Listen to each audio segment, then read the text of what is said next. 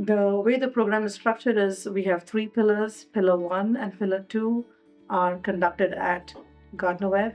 This is an asynchronous program. Pillar 1 covers mainly the foundations of genetics. Pillar 2 handles ethical, legal, and social issues that goes with genetics. And Pillar 3 is where we really bring everything together. So we incorporate elements of what they learned in Pillar 1 in terms of genetics, some regulatory work, compliance work.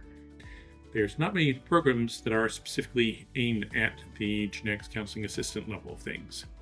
And so this is filling a somewhat unique niche of providing both the academic and the lab experience to give students a really solid background.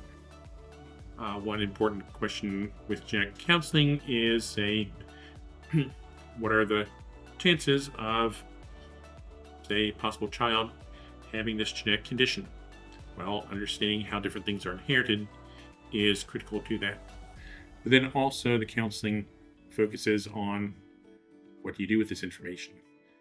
We'll work with the students to try to transition them to the last part, the translational experience, working right in the lab. So it may be a lab, maybe the lab in Spindale, the Cohesion Lab. It could be other participating labs that are close by to the students. We've had many people who've come from the lab that want to focus on forensics or genetic research, cancer research, even going on and applying this knowledge to others and helping teach.